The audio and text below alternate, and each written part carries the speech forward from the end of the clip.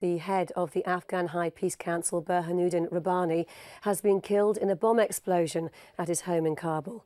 His death is seen as a major blow to the peace process. President Karzai is cutting short his visit to the UN in New York. Our reporter Carla Prater is in Camp Bastion. Carla, what more can you tell us? Well, Burhanuddin Rabbani was killed today at his home in Kabul. Reports from one of his security guards suggest that two members of the Taliban approached him for talks.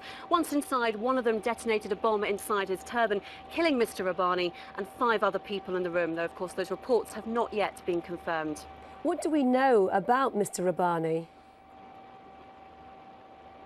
Well, for the last year, he's been head of the High Peace Council here in Afghanistan. That was set up by the government to bring about a political solution, effectively to try and persuade the Taliban to give up. But his past has made him a bit of a target and a controversial figure. He's seen as the founder of the Mujahideen, the group that drove the Soviets out of Afghanistan. He was also once a former president of Afghanistan in the early 90s. That was before the Taliban took over. He was driven from Kabul in 1996 and effectively became a nominal head of the Northern Alliance.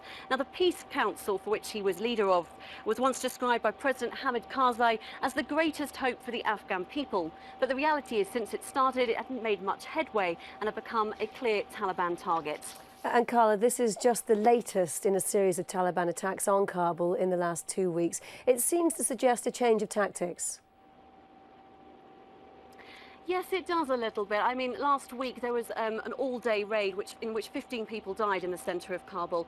Big attacks like this are happening a little bit more frequently. They're not so unusual, but the frequency at which they're taking place has started to pick up a little bit because, of course, big attacks like this mean big headlines, and that gets the Taliban and the insurgents a lot of attention. It's just basically another attempt at destabilising the peace process here and destabilising the government that's trying to take over.